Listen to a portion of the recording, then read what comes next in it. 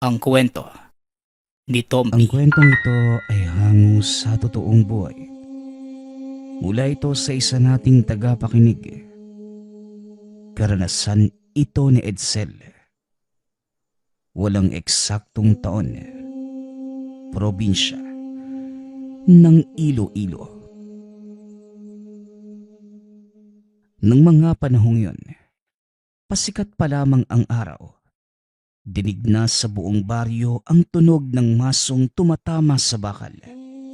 Mula ito sa isang pandayan na matatagpuan sa pinakadulo ng baryo. Nag-iisa sa kanilang bayan ang pagawaan ng sandatang yun. Pag-aari ng isang kilalang pamilya ng Panday. Ipinapasa ang kanilang kaalaman sa bawat henerasyon hanggang sa kasalukuyan. Edsel, may ginagawa ka ba?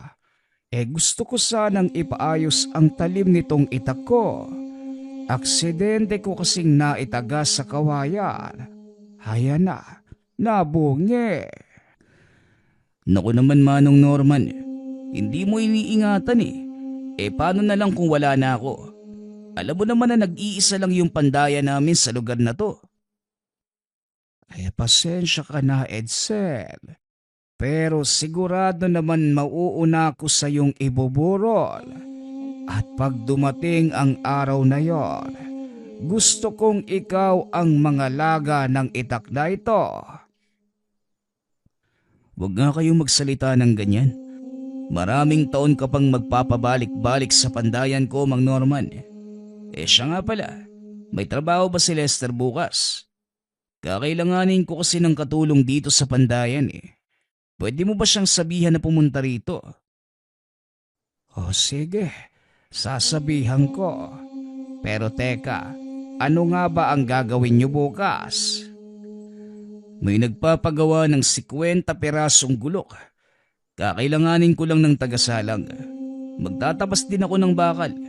Alam mo naman kung gaano kahirap yung gawain yun, Manong. Sige, sasabihan ko na lang si Lester. Babalikan ko na lang din yung ipinapagawa ko sa'yo. Maraming salamat po, Manong. Ako nang bahala sa itak nyo. Si Edsel, ang binata na natitirang panday sa angkan. Bagaman may mga kapatid na lalaki, walang hilig ang mga ito sa ginagawa ng mga magulang. Tanging si Edsel lamang ang nagkaroon ng interes. Natuto mula sa itinuro ng kanyang ama. Hanggang sa dumating ang panahon na ito na ang nagmana. Kadalasang suki ng binata, mga sundalo o mga taong mahilig sa patalim. Karamihan sa mga ito, may mga kaya o hindi naman kaya mula sa ibang bansa. Kilala hindi lang sa kanilang bayan si Edsel, kundi maging sa mga karatig probinsya. May mga maharlikang taga-ibang bansa ding nagpapagawa sa kanya. Ngunit kadalasan, tinatanggihan niya ang mga ito. Matanong ko lang Edsel, bakit mo nga pala tinatanggihan yung mga mayayamang nagpapagawa ng kampilan sa'yo? Alam mo Lester, ang mga likha ko, hindi para sa mga taong ang akala mabibili ng salapi ang lahat. Alam mo Lester, ang mga sandatang gawa ng aming angkan may sariling kaluluwa at hindi ito magagamit ng maayos ng mga taong iba ang intensyon. Alam mo, parang ang tatay mo kung magsalita, Edsel. Yan din yung palagi niyang sinasabi, na ang mga gawa niyo may sariling kaluluwa. Pwede bang mangyari yun? Dahil yun naman talaga ang totoo. Ayon sa mga ninuno namin, ang mga sandatang gawa sa pandayang ito, nagkakaroon ng sariling buhay. Kung paanong nangyayari yun, hindi ko rin maintindihan. Sinimula ng mga ito ang paggawa ng 50 piraso ng gulok. Ayon sa nagpapagawa, gagamitin ang mga ito ng isang pangkat na nakikipaglaban para sa kalayaan. Kaya nakiusap itong huwag ipagbigay alam ang kanyang pagkakakilanlan. Mga mandirigma, sila pala yung nagpagawa nito. Ano naman disenyong gagamitin mo? Sinuwak ang gagawin kong gulok, Lester. Matulis na may maikling talim sa itaas na bahagi ng dulo. Gamit panggapas ng damo ang sinuwak, kaya hindi mahahalata ang sino mang gagamit nito. Kaunting kaalaman, ang sinuwak ay ginamit ng mga katipunero noong panahon ng Rebolusyon. Gamit ito ng mga magsasaka, kaya naman hindi ipinagbabawal ng mga dayuhan. Malayang nadadala sa mga kabayanan kahit saan sila magpunta. Ito din ang naging susi sa tagumpay ng ating mga bayani ng unang panahon. Mabilis namang natapos na Edsel ang mga gulok.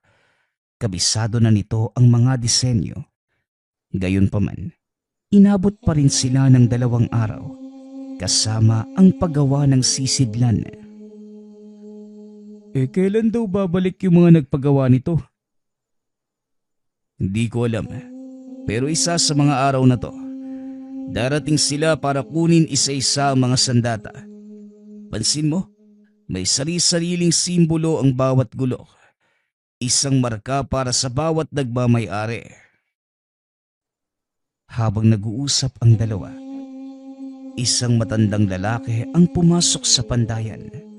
Nagtingin-tingin ng mga gawa ng binata. Mahusay ang pagkakagawa ng mga sinuwak na ito. Ipinagbibili mo ba ang ganitong uri ng gulok? Tanong na matanda. Naku Manong, hindi po Pasensya na kasi may nagpagawa lang po sa akin ng mga yan. Kung gusto nyo, gagawan ko na lang ho kayo. Nako, hindi na iho. Aanhin ko naman niyang gulok. Matanda na ako. At para sa akin, wala nang pakinabang ang mga ganyang gamit. Humahanga lang ako sa disenyong ginawa mo. Pasensya na din kung naabala ko ang inyong pag-uusap. Pero may nais lamang akong ibigay sa'yo. Heto, sana magamit mo ang kapiraso ng tinunaw na bakal mula sa bulkan. Nanlaki ang mga mata ni Edsel. Alam nitong bibihirang makakuha ng ganoong uri ng metal. Para sa mga kagaya niyang panday, mas mahalaga pa ito kesa sa ginto.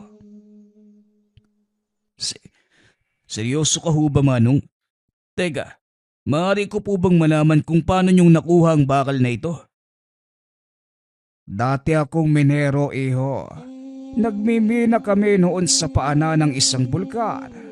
Nang matamaan ito ng aking piko, pinatignan ko sa eksperto naming kasama at sinabi nilang bakal nga ito mula sa bulkan. Sinubukan din naming tunawin pero hindi kami nagtagumpay. Baka sakaling magawa mo itong tunawin at magamit sa kapaki-pakinabang na bagay. Hindi niyo po alam kung gaano ko katagal hinangad na magkaroon ng ganitong materyales. Maraming salamat po. Teka, ano nga po palang pangalan niyo? Tawagin mo na lang ako sa pangalang Marcelo. O siya, iiwanan ko na sa iyo ang bagay na yan.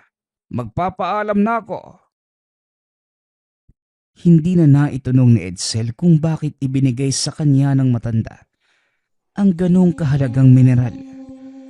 Hindi pa man nakakapagpahinga, inutusan ni Edsel si Lester na kargahan ng uling ang pugon.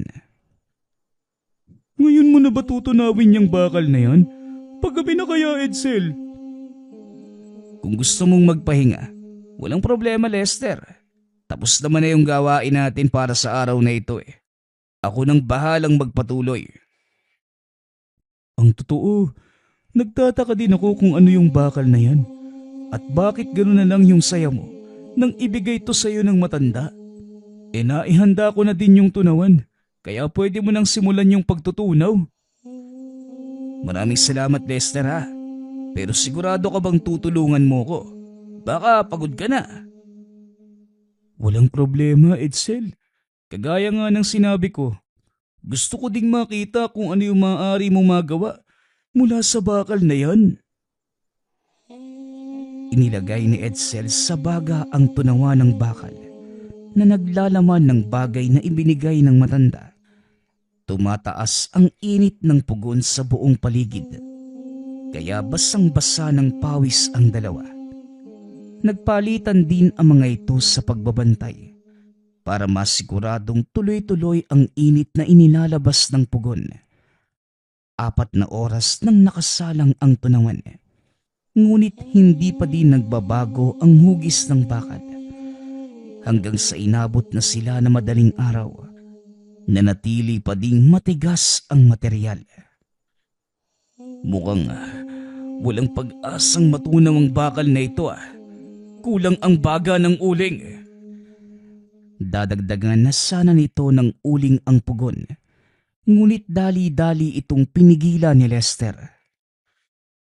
Sandali lang, Edsel. Tignan mong maigi. Wika ni Lester habang nakaturo sa tunawa ng bakal. Nanlaki ang mga mata ng binata. Nakita nitong unti-unti nang nagiging likido ang matigas na material.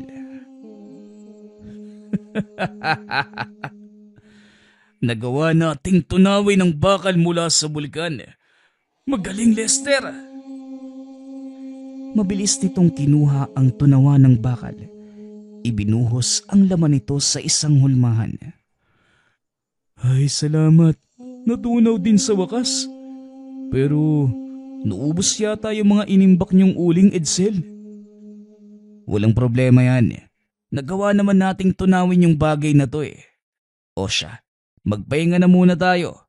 At bukas na natin pag-iisipan ang maaaring magawa mula sa bagay na yan. Umaga na nang makatulog ang binata. Nagising ito bandang tanghalian.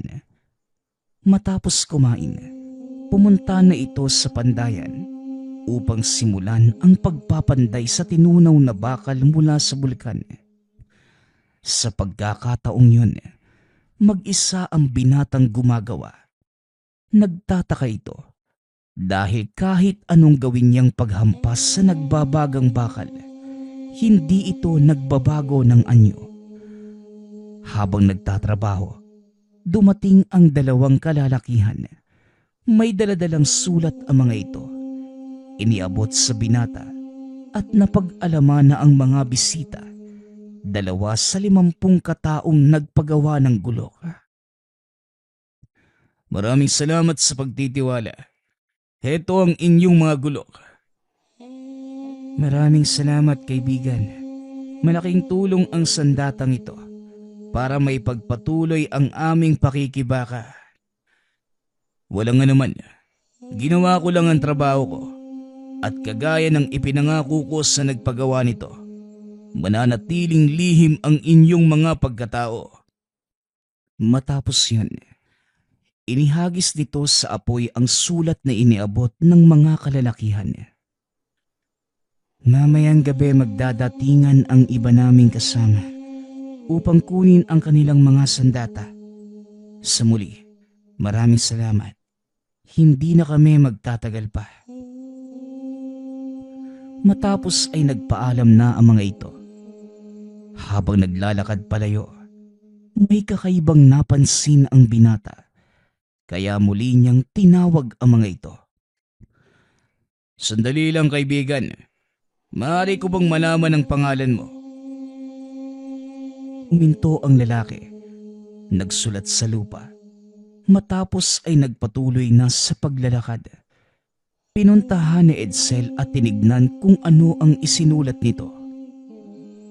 Ikinagagala kitang makilala, Manuel. Mahinang wika ng binata. Alam niyang hindi maaaring madinig ng kahit na sino ang tungkol sa pagkakakilanlan ng mga nagpagawa ng sandata. Kaya nauunawaan nito kung bakit isinulat ni Manuel ang pangalan sa lupa. Binura ito ng binata at muling bumalik sa pagtatrabaho. Isinalang nito sa pugon ang bakal at nang magbaga na, paulit-ulit itong hinampas.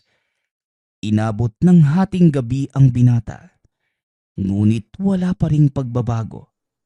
Kaya naman nagpasya na itong magpahinga. Nakaupo ang binata sa isang sulok habang pinagmamasdan ang bakal na ibinigay sa kanya ng matanda. Anong uri ka ba ng material?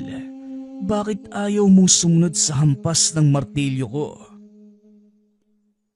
Tanong ng binata. Lingid sa kanyang kaalaman, may mga taong nakatayo sa pinto ng pandayan. Mawalang galang na. Pasensya ko na istorbo ko yung pakikipag-usap mo sa kung anumang nandyan sa loob ng pandayan, no? Pero naparito kami para kunin yung pinagawa naming gulok. Nagulat si Edsel. Dali-daling tumayo. Kanino pa ba kayo dyan? Di naman.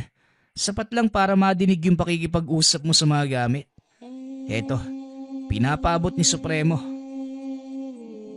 Kasama ka sa 50 katao. Napakabata mo pa. Bakit mo napiling sumama sa revolusyon? Wala ka na ron. Ibigay mo na lang sa akin kung ano yung pinapagawa sa'yo.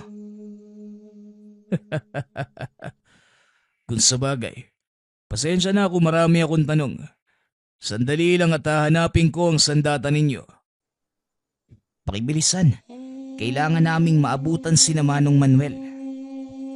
Eto, kunin niyo ang sandata. Salamat sa...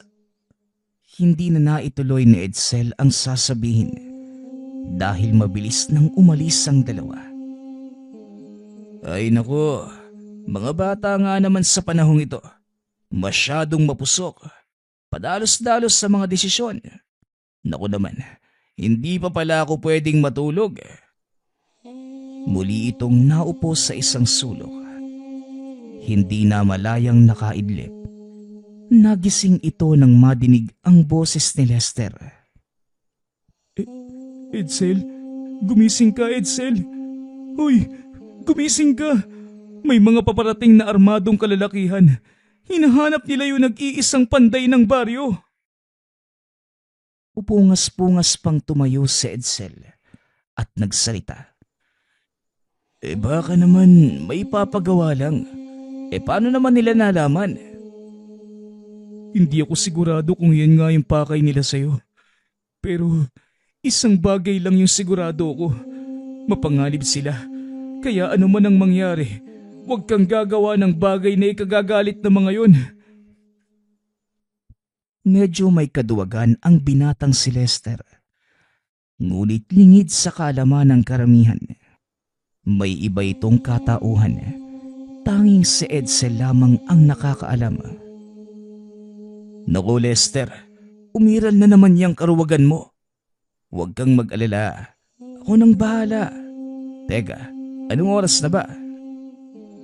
Oras na para ayusin mo yung sarili mo. Dahil ayan na yung sinasabi kong mga kalalakihan. Wika ni Lester, sabay turo sa mga lalaking papasok ng bakuran. Magandang umaga sa inyo. Ano ang maitutulong ko? Ako si Commander Leo, pinuno ng pangkat mula sa Kapuluan. Ikaw ba ang sinasabi nilang panday na gumagawa ng mga sandatang ito? Wika ng lalaki, habang ipinapakita ang hawak na sandata. Nanlaki ang mga mata ni Edsel dahil ang gulok na yon pag-aari mismo ni Manuel. Ako nga ang may gawa ng itak na yan. Pero hindi ko alam kung sino ang may-ari. Bakit naman ninyo naitanong? Tanong ni Edsel. Pinili nitong magmaang-maangan para hindi malaman ng pangkat na nanggaling sa lugar ang kasapi ng revolusyonaryo. Kung ganun, nanggaling na sila rito. Sabihin mo sa amin kung saan sila nagpunta. Kung ayaw mong wasakin namin ng lugar na ito. Napangiti si Edsel sa sinabi ng lalaki Naglakad ito papasok ng pandayan. Dinampot ang maliit na martilyong nakapatong sa mesa. Alam mo, wala pang taong nangahas na takutin ako sa sariling bakuran ko. Ikaw pa lang ang kauna-unahang gumawa nun. Hindi rin ikaw ang kauna-unahang taong papatayin ko kung sakaling magkamali ka ng sagot. Ngayon, sabihin mo sa amin kung saang direksyong nagpunta ang mga taong nagpagawa nito sa'yo. Paano kung ayoko? Isa pa, hindi ko kilala ang mga taong sinasabi mo. Marami ang nagpupunta rito at nagpapagawa ng ganyang mga sandata. Kaya hindi ko alam kung sino sa kanila ang tinutukoy mo. Dahil sa mga sagot ni Edsel, lalong tumindi ang galit ng lalaki. Bumunot ito ng patalim. Tinutukan sa leeg si Lester. Ganito na lang, isang maling sagot. Lalaslasing ko na ang leeg ng kasama mo. Nagulat ito dahil biglang tumawa ng malakas si Lester. Sa palagay mo, matitinag si Edsel sa mga taktika mo. Ibahin mo ang taong yan. Sinasabi ko sa'yo, pagsisisihan mo yung pagpunta mo rito. Tumahimik ka kung ayaw mong gilitang kita ng leeg. O sige nga. Napangiti si Edsel sa ginagawa ni Lester. Lingid sa kaalaman ng mga kalalakihan na may tangang bertud ang binatang katuwang ni Edsel. Naupo ang binata habang pinagmamasdan si Lester at ang mga kalalakihan. Muling ibinaling ng lalaki ang atensyon sa kanya. Isang beses pa akong magtatanong at kapag hindi ko nagustuhan ang iyong sagot, pasensyahan tayo. Saan nagpunta ang mga kalalakihang nagpagawa sa iyo ng sandatang ito? Alam mo, Tatang, may pagkamakulit ka din no? Sinabi na ngang... Hindi na ituloy ni Lester ang sasabihin dahil ginilit ng lalaki ang leg nito. Napahawak si Lester sa leeg. Napaluhod. Nakangiti ng nakakaloko ang lalaki habang nakatitig kay Edsel na nooy kalmado pa din. Ano? Magmamatigas ka pa din ba? Akala mo siguro nakikipaglukuhan ako sa'yo. Ngayon kung gusto mong manatiling buhay, sabihin mo kung nasan ang mga kasamahan ng taong nagpagawa nito. Muling wika ng lalaki, sabay bunot ng baril. Itinutok ito sa binata. Nakangiti lamang si Edsel. Inginuso nito si Lester na nooy tawa ng tawa. Nanlaki ang mga mata ng lalaki. Dahil nang tignan niya ito, walang natamong sugat ang binata.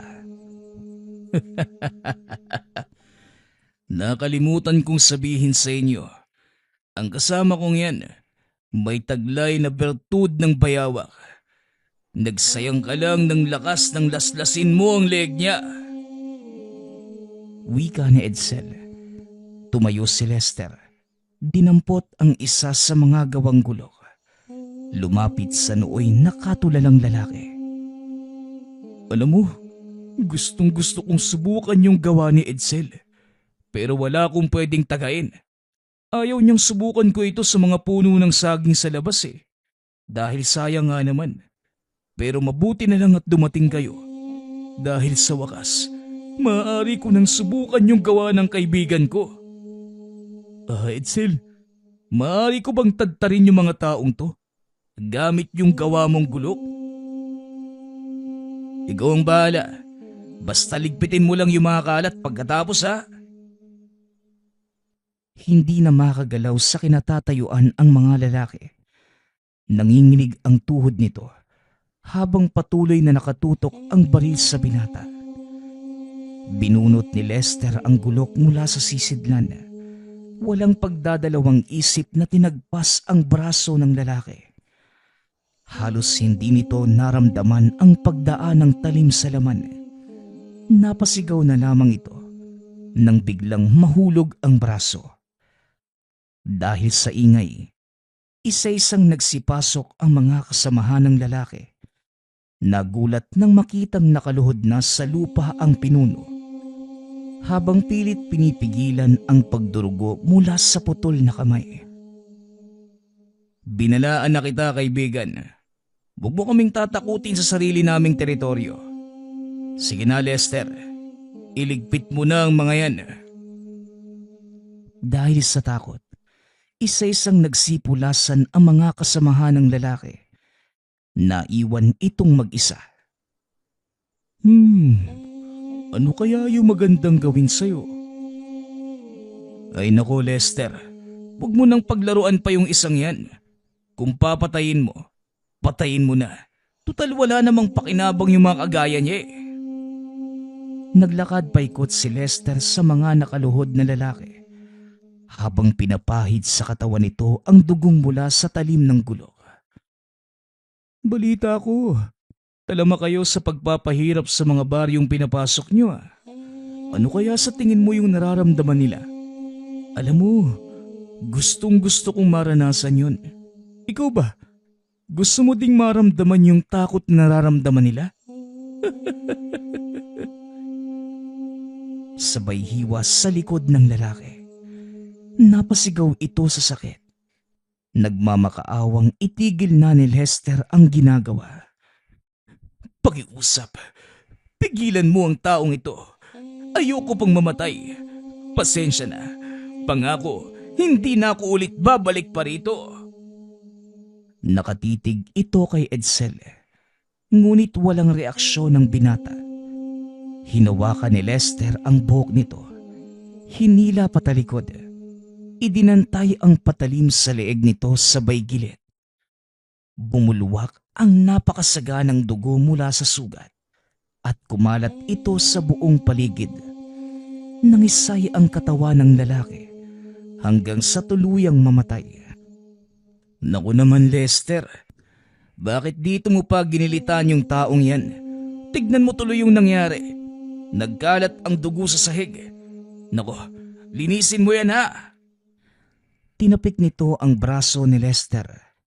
Bigla namang nagbago ang ekspresyon sa mukha ng binata. Pasensya ka na, Manong.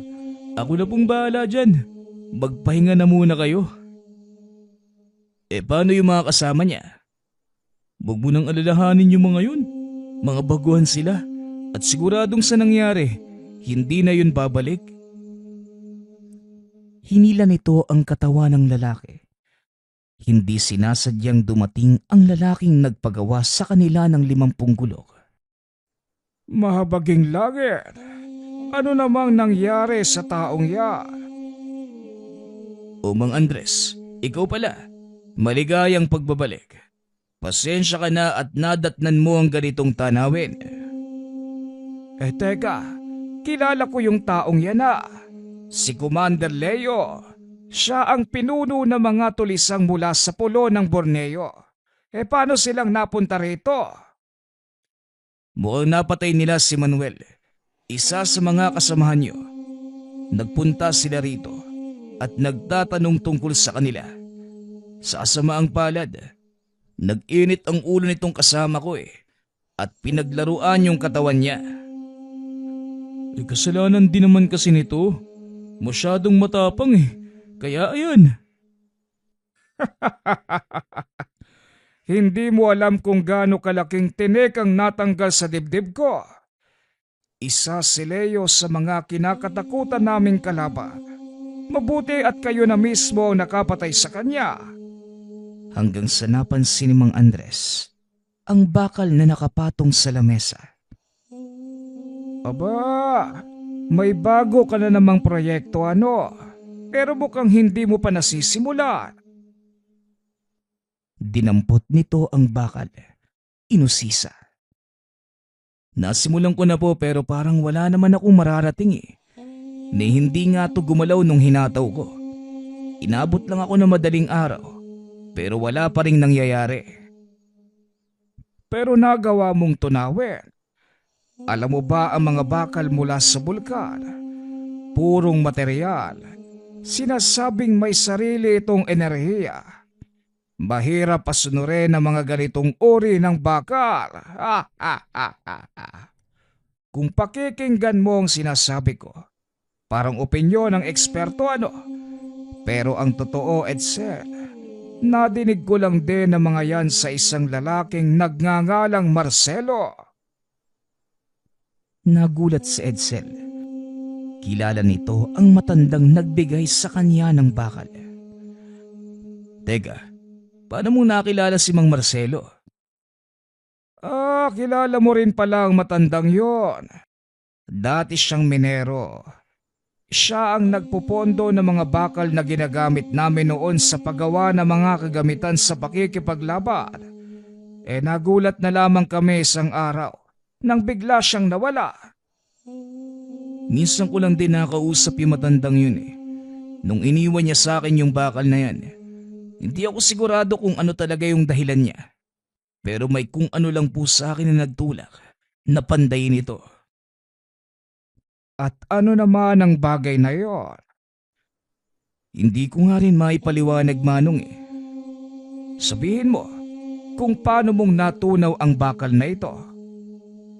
Sa pamamagitan ng mahigit 10 sako ng uling at determinasyong maihulma ito at gawing kapaki-pakinabang. Sa palagay ko nasagot mo na ang katanungan.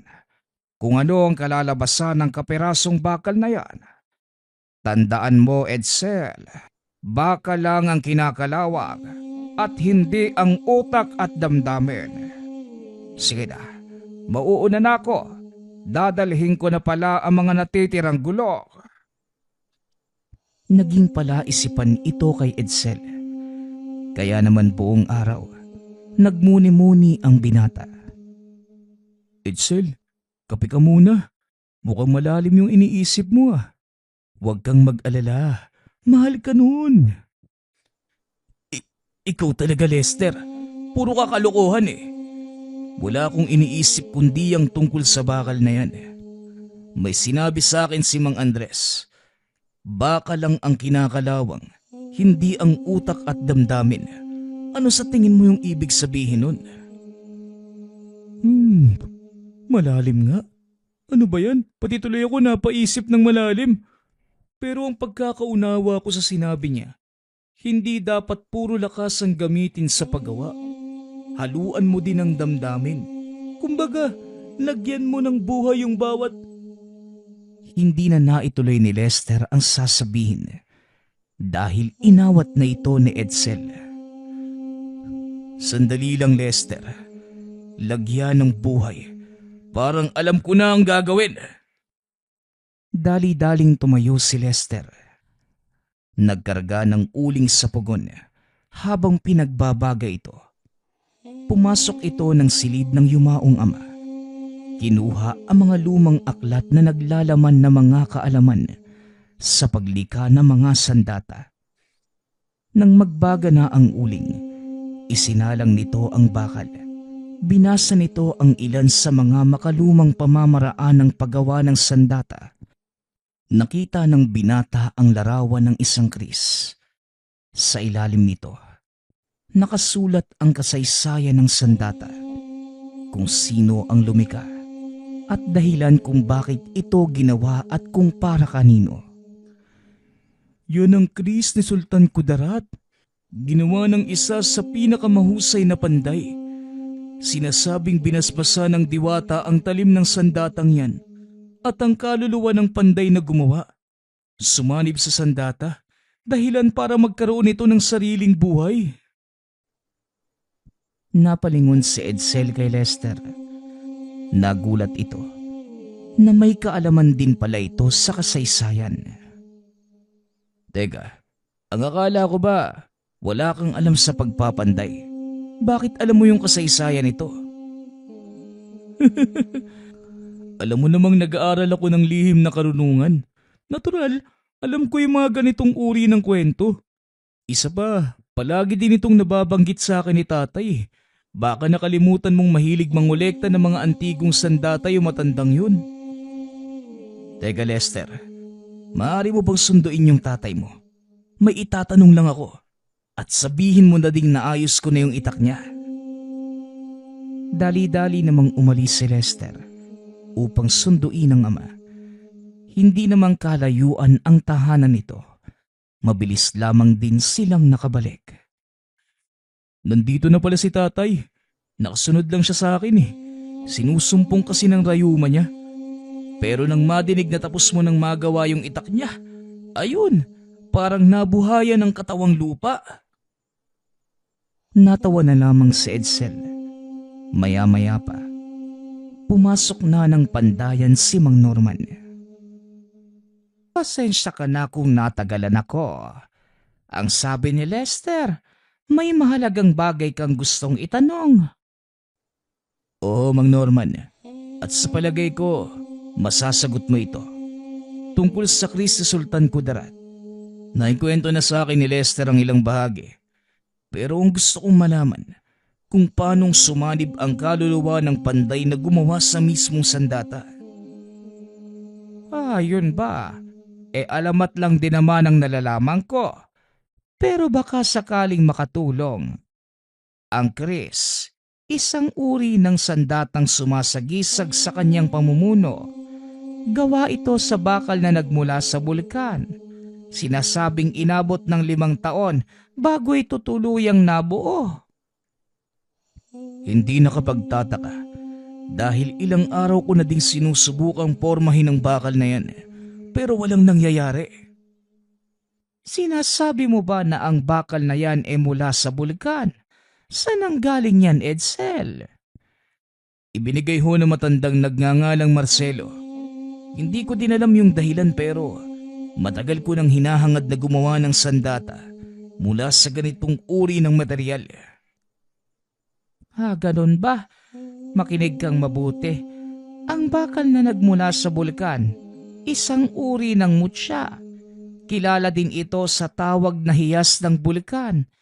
Isang matigas na bakal na namuo sa mahabang panahon dahil sa sobrang init at biglang paglamig. Sinasabing walang sino man ang nakapagporma nito sa isang sandata, maliban na lang sa panday ni Sultan Kudarat kung saan nagmula ang iyong mga ninuno. Wala pong nabanggit sa akin sina lolo at tatay tungkol dyan. Pero sige Manong, makikinig po ko. Ang iyong mga ninuno, kilala noon pa man bilang mahuhusay na panday. Walang sino man ang nakapantay sa kanilang kahusayan, maging ang bathalang si Mapulon. Napilitang bitawan ang kanyang titulo bilang bathalang panday nang makita nito ang ginawang kampilan ng isa sa iyong mga ninuno. Alamat lamang din naman yan, kaya walang kaso kung hindi ka maniniwala. Alam ko po Manong, huwag niyo na po kasi akong bitinin. Ituloy niyo na po yung kwento niyo. Ayon sa matanda, maraming sandata ang nagawa ng mga ninuno ni Edsel. Sa bawat henerasyon ng mga ito, isang panday ang nag-aalay ng buhay para sa isang sandata. Ayon din sa mga nadinig ko, ang sandatang gagawin mula sa bakal ng bulkan, nag-aantay ng tamang panahon. Nabubuo lamang ang isang sandata mula rito kapag iniadyana ng tadhana. Kaya pala kahit anong gawin ko, hindi nagbabago yung forma ng bakal na yan. Oo, nagawa ko siyang tunawin, pero hanggang doon lang yun. Siguro nga totoo yung alamat Manong. Aantayin ko na lang na dumating ang pagkakataong yon. Matapos ang pag-uusap, inihinto ng binata ang paggawa. Inilagay nito sa isang sulok ang bakal. Itinuon ang pansin sa ibang gawain. Ilang buwan ang nakalipas. Wala namang kakaibang nangyari. Nagpatuloy lamang si Edsel sa pang-araw-araw na buhay. Hanggang sa isang hapon, nagulat ito nang may biglang kumalabog sa labas ng pandayan. Pinuntahan ito ng binata para silipin at nanlaki ang mga mata nang makita ang isang sugatang binata. Tulungan mo ako. Pakiusap. Tulungan mo.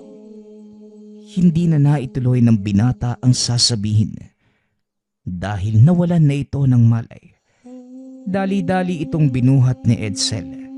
Dinala sa loob ng tahanan upang gamutin.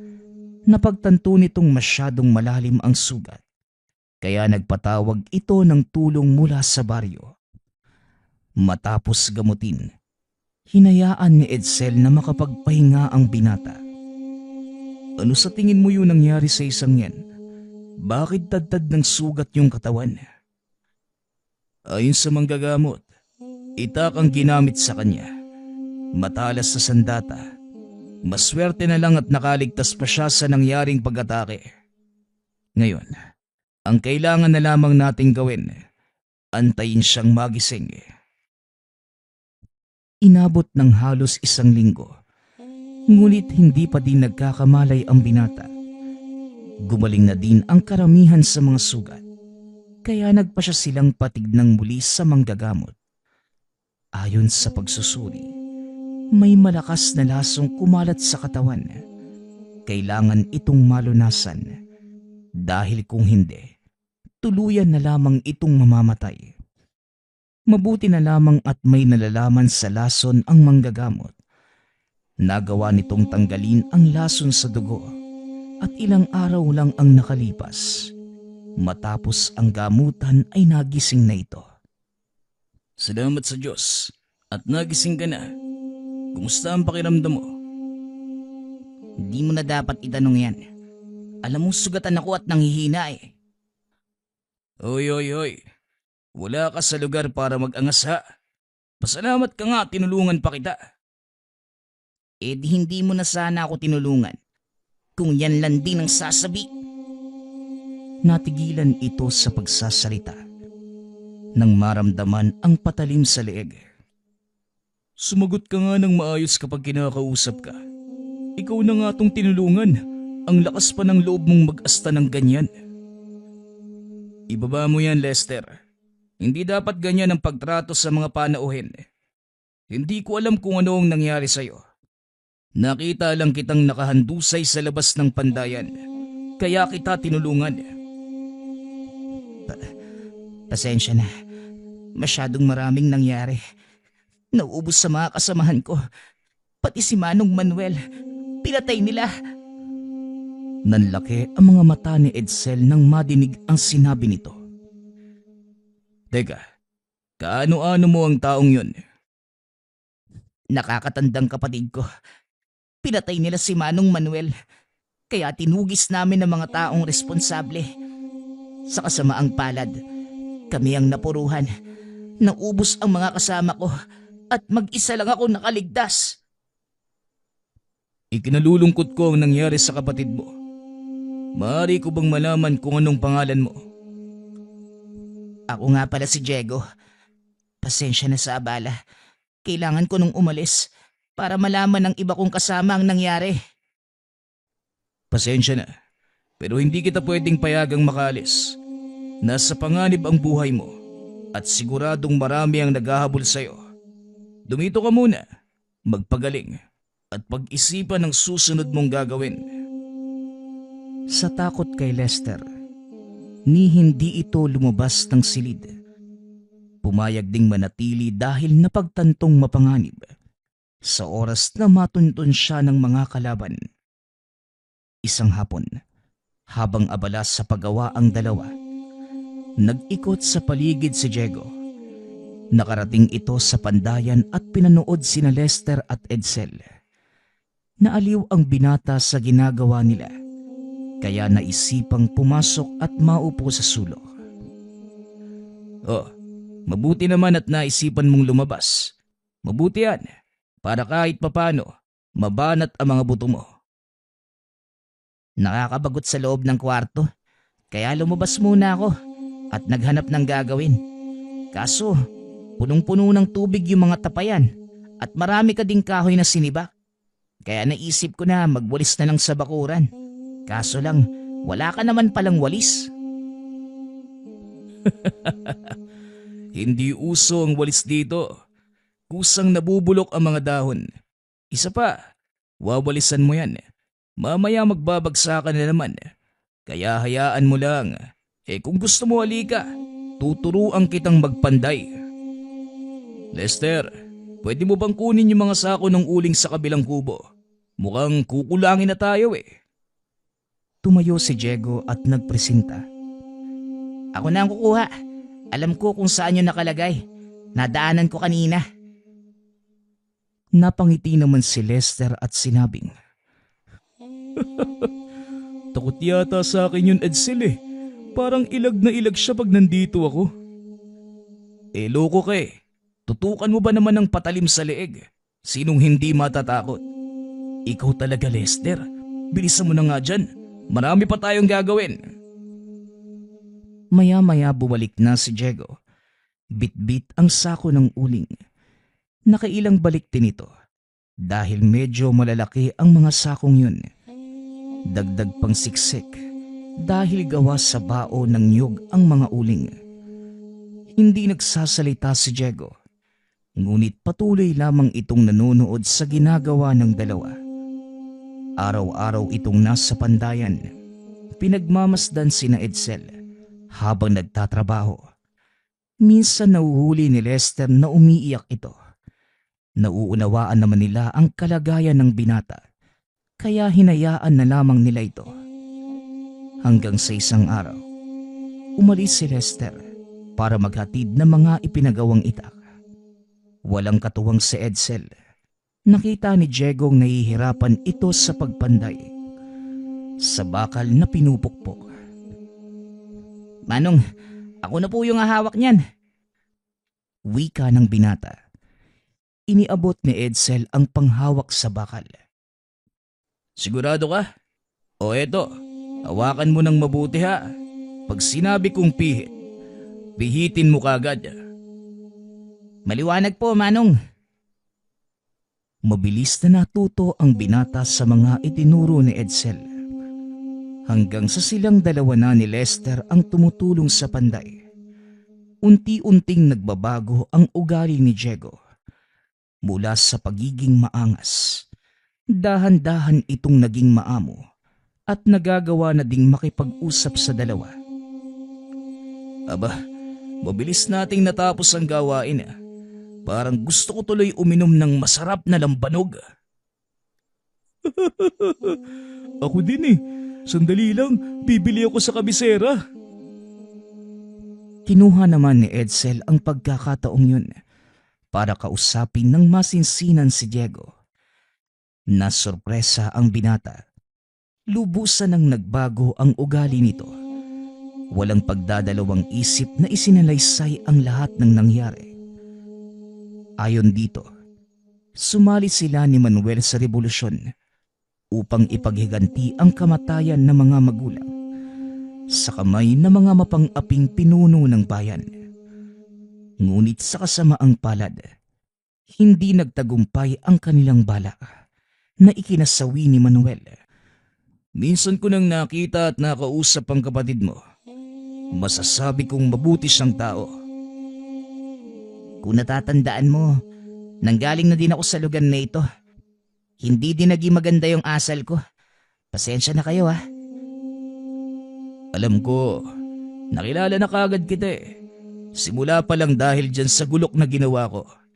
At wala ka nang dapat alalahanin. Napatay na ni Lester ang taong pumaslang sa kanya. Nagulat si Diego. Hindi nito akalaing magagawang pumatay ni Lester. Si Lester? Paano niyang nagawa yun? Kung titignan mo, parang hindi nga siya makakilos na maayos. Huwag mong mamaliitin si Lester, Diego. Sa mga susunod na araw, makikilala mo siya ng gusto. Maya-maya pa, dumating si Lester. Bit-bit ang 2 galon ng lambanog. Oh, bagong hango ang mga yan Kaya medyo mainit-init pa at matamis. Kaya dahan-dahan lang kayo. Lalo ka na, Diego. Baka panibago ka. Ang totoo, hindi nga po ako umiinom. Pero bilang pasasalamat sa tulong nyo, sasamahan ko po kayong dalawa. Siya nga po pala, Manong Lester. Maraming salamat po sa pagbibigay hustisya kay Manong Manuel. Anong pinagsasasabi nito? Nabagok din ba yung ulo mo? Kung naaalala mo yung ginilitan mo ng leeg, yun mismo ang taong pumatay kay Manuel na nakakatandang kapatid pala nitong si Diego. Naaalala ko na. Jesus, wala yun. Pasaway din kasi. Kaya yun, pinagpahinga ko na ng tuluyan. Kaya nga po, nagpapasalamat ako ng lubusan. Alam kong kahit papano, matatahimik na yung kaluluwa ng kapatid ko. Tara, simulan na natin yung inuman. Nang mga sandaling yun, tuluyang lumantad ang totoong ugali ng binata. Isa itong masiyahin at palatawa, bagay na pinanghihinayangan ni Edsel. Alam mo, Diego, sa totoo lang, nanghihinayang ako sa'yo. Dahil sa murang edad, sinayang mo ang buhay sa paghahanap ng katarungan na sana ginamit mo ito para mas mapabuti ang kinabukasan mo. Wala na po akong magagawa doon, Manong. Napasok na ako sa magulong mundo ng pakikibakay. Wala na pong atrasan. Matanong nga kita, Diego. Ano bang pangarap mo? Napangiti si Diego. Pangarap? Sa totoo lang, Manong, iisa lang naman ang gusto kong marating eh. Kapayapaan. At sa oras na mangyari yun, gusto kong magkaroon ng sariling lupain. Magpapatayo ako ng maliit na bahay, magtatanim, yun lang po. Kaso sa panahong to, mukhang imposibleng mangyari yung ganun eh. Naantig si Edsel sa sinabi nito. Walang imposible sa mga gusto nating mangyari, Diego. Kailangan lang nating kumilos para maisakatuparan ito. Huwag kang mag-alala. Matatapos din ang lahat ng kaguluhan at magkakaroon ng kapayapaan. Nagpatuloy na sa pag-iinuman ang mga ito hanggang sa makatulog sa sobrang kalasingan. Kinabukasan, maaga pang nagising si Edsel dahil hindi nito nagawang linisin ang kanyang pandayan. Habang nagwawalis ng alikabok, napansin nito ang bakal na isinuksok sa isang tabi. Matagal na panahon din kitang hindi ginalaw. Hinawakan nito ang bakal. Muling bumalik sa isipan ang sinabi ni Diego. Mukhang alam ko na ang itatawag sa'yo. Kapayapaan. Kinaragahan ng uling ang pugon. Sinimulan ang pagpapabaga ng bakal. Samantalang si Lester naman, nagulat sa kinahihigaan nang madinig ang tunog ng pinupukpok na bakal. Pambihira naman. Grabe ka naman, linggong-linggo nagtatrabaho ka. Mapuntahan nga.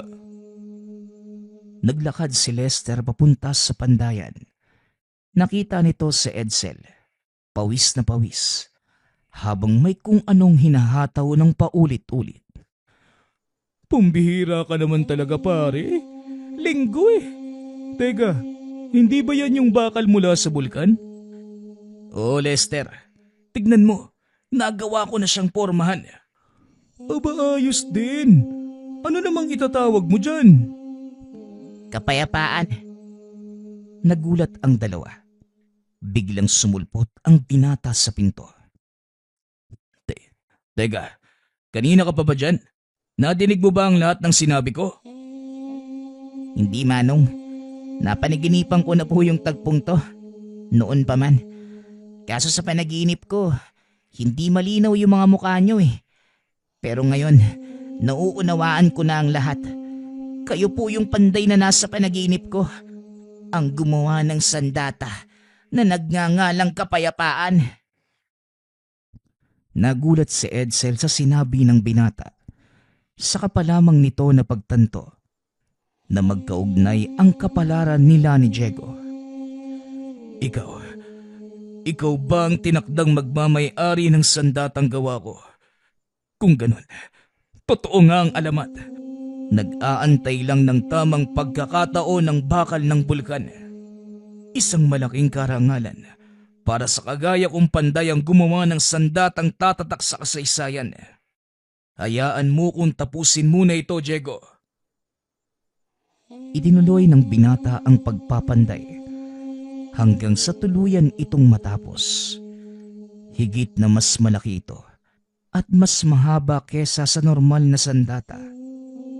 Ang hawakan ay yari sa kamagong at ang sisidla naman mula sa matibay na kahoy ng mulave. Pinagmasdan ni Edsel ang ginagawang sandata, ngunit sa pakiramdam niya, tila may kulang. Aba, ang ganda na niya na. Pero teka, bakit parang hindi ka masaya? Di naman sa ganun. Pakiramdam ko kasi parang may kulang eh. Ikaw ang gumawa sa sandatang yan, kaya paniguradong alam mo din kung ano yung kulang. Muling inilapag ni Edsel ang sandata sa mesa. Pilit iniisip kung ano ang kulang. Perpekto naman ang pagkakagawa ng talim, maging ang balanse. Maganda din ang mga disenyong nakaukit. Basta, alam kong may kulang sa gawa ko. Nagpasya itong wag na munang ibigay kay Diego ang sandata dahil hindi pa nito alam kung ano ang kulang. Ngunit na mga sumunod na araw, isang pulutong na mga tulisan ang sumugod sa lugar. Umahangos na pumunta sa pandayan si Lester para ibalita ang kaguluhan. Papunta na dito ang mga tulisan. Magsipaghanda kayo. Edsel, Diego! Handa na ako, Manong. Ang mabuti pa, salubungin natin ang pwersa nila. Nang sa ganon, hindi na sila makapasok sa... Hindi na ituloy ang pagsasalita. Nakita nitong bumagsak si Edsel. Isang palaso ang nakatarak sa likod. Nandito na sila. Lester, siguraduhin mong hindi sila makakapasok sa pandayan. Malinaw, Edsel. Magtago kayo. Ako nang bahala rito. Sinalubong nito ang mga papasugod na kalaban. Nagulat si Diego. Hindi tinatabla ng taga o kahit anong sandata ang balat nito. Ano? Naniniwala ka na, bata? Hindi ordinaryong tao si Lester. Dahil ipinanganak siyang may taglay na bertud mula sa mga bayawa.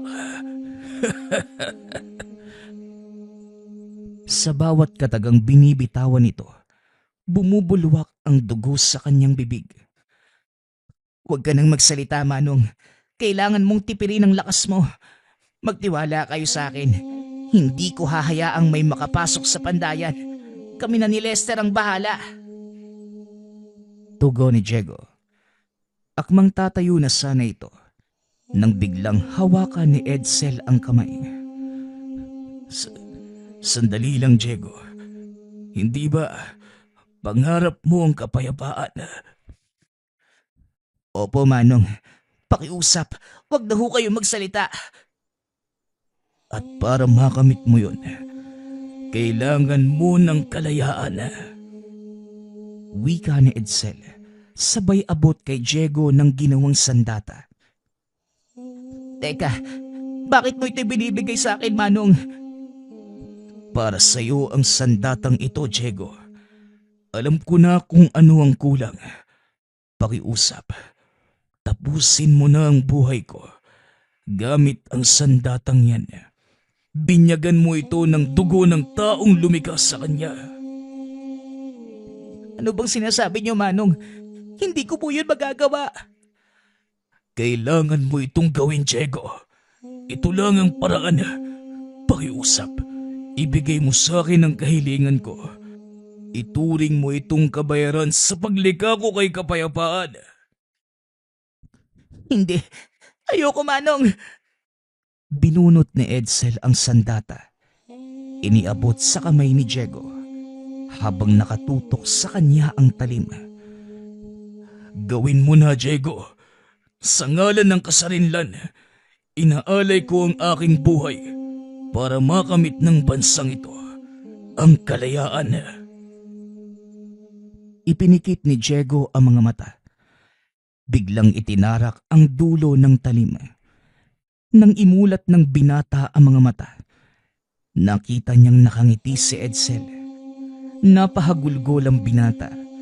Hindi lubos maisip na isasakripisyo nito ang sariling buhay para lang magkaroon sila ng pagkakataong makalaya sa kamay ng mananakop.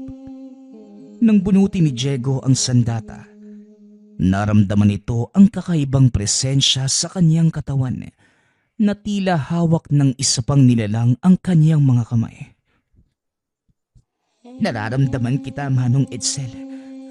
Maraming salamat sa sakripisyo mo. Sisiguraduhin ko na hindi masasayang ang pagbubuwis mo ng buhay.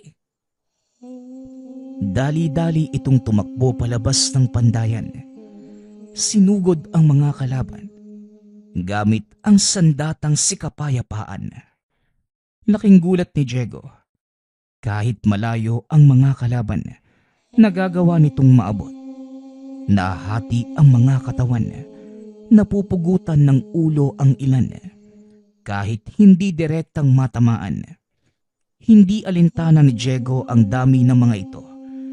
Nagawa niyang ubusin ang mga kalaban sa ilang wasiwas lamang ng hawak na sandata. Iilan na lamang ang natira sa mga tulisan. Ang karamihan halos hindi na makilala. Nagkanda-hiwa-hiwalay na ang parte ng katawan. May ilang nakaligtas, ngunit hindi na nagtangkang lumaban. Nagsipulasan dahil sa takot. Nakita ni Lester kung gaano kalakas ang taglay na kapangyarihan ng isang binasbasang sandata. Matapos ang labang yon, hindi mapigilan ng binata ang emosyon. Napaluhod ito, sumisigaw habang umiiyak. Hindi na sayang ang sakripisyo mo, Edsel. Ngayon, alam ko na magkakaroon ng kasarinlan ng bayang ito. Huwag kang mag-alala.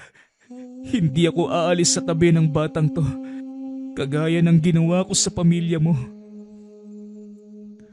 Natapos ang kaguluhan sa lugar.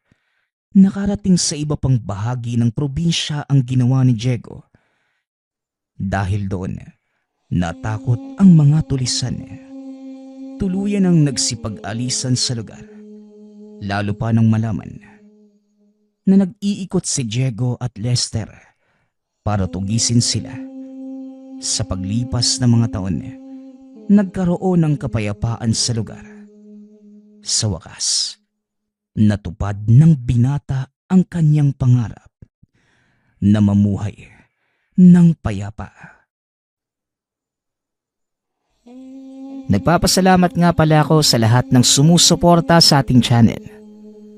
Nawa ay patuloy niyong suportahan at pakinggan ang ating mga kwento. Hanggang sa muling pakikinig. Paalam.